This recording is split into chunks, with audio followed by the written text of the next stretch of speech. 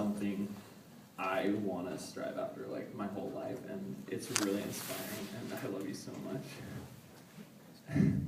And yeah, so a short haiku for you all.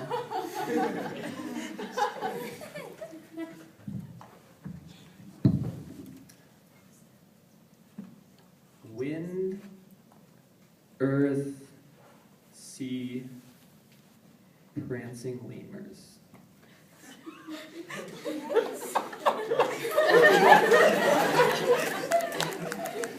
Now on to the real thing.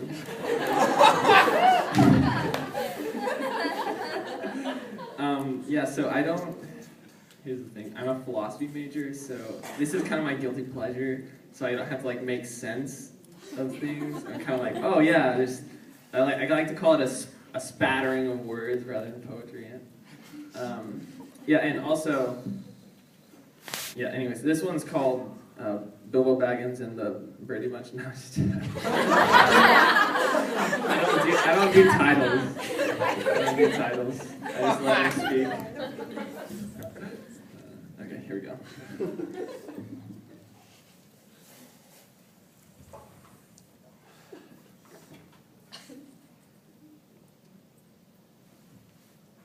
I have no more confidence in this person I am. I have traveled from stupid idea to stupid action more times than I can count, and I hate it. The things that brought me to the core, I continue to do. Like when I show no care for the one in the chair next to me, or when I levitate my own self-glorified, self-conceptualized opinion and toss others' worthwhile, thoughtful ideas to the ground to leave them to decompose. They will stay there forever, sinking ever so much deeper into the soil of discouragement and contempt.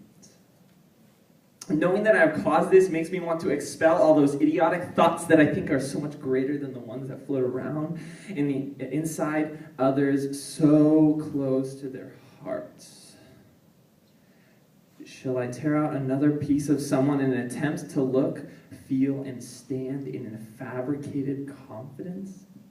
I mean, what gives me the right to destroy thoughtful conversation because I know what is truth?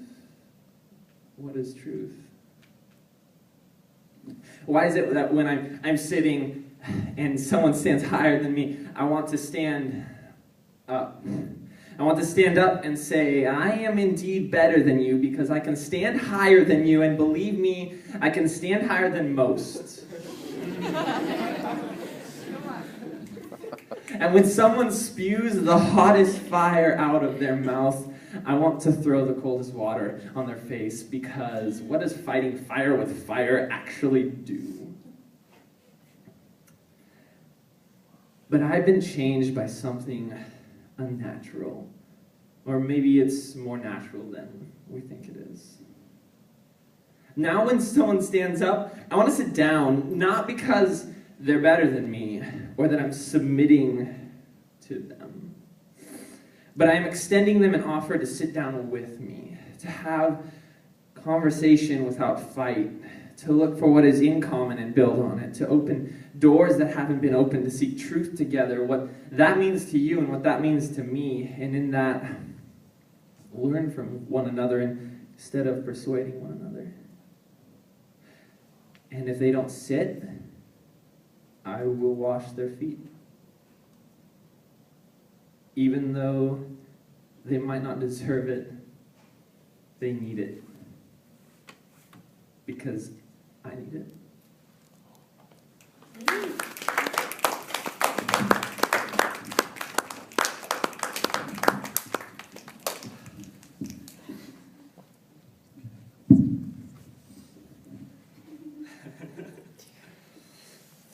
Yeah, so one more.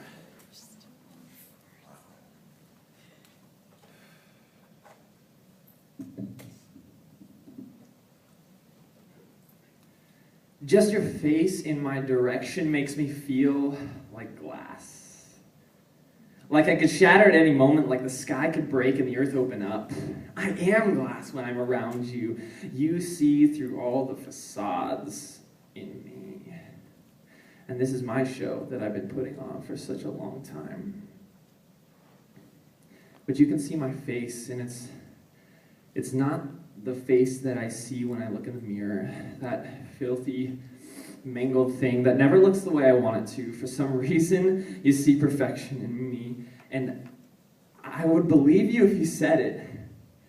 If you said it in plain truth, without breaking focus on my eyes, I would believe you. But there are way too many voices speaking at once. To hear yours would be a miracle. Will you speak louder? Because I don't believe myself. I don't believe anything I say anymore. I'm so full of lies. I make Pinocchio look like Abraham Lincoln. I don't think anything I say is real anymore. When I express myself, it's not me talking anymore. It's a voice that I've never heard before, a foreign voice, a lifeless voice that never seems to say the same thing. Incomprehensible, yet I fully understand the point it makes. It screams my imperfections so loud it could shatter glass. It says, you did it. It's your fault. Was it me? I can't think it was me. Of course it wasn't me. Yeah, it had to be me. It had to be me. Only I have shoes big enough to stumble over. Only I am clumsy enough to clutch the ground while trying to strut. Didn't you know, Kyle, that you're supposed to be confident in yourself? What? Now, swag with the chin above the silver clouds without a negative thought racing through your head. You're supposed to remember your price because you walk heavy on delicate ground. Oh! There I go again, showing off again, self-impressed by how well I can put myself down. And there I go again to the next further removed level of that same exact feigned humility. And this, for me, goes on and on to the point of nausea. You thought God was God, but he's been here the whole time. When did you surround me? Your face is very different every time, and your hugs were never the same, but they all carried that touch as one who has known and been known, telling me failure is an option. It's okay.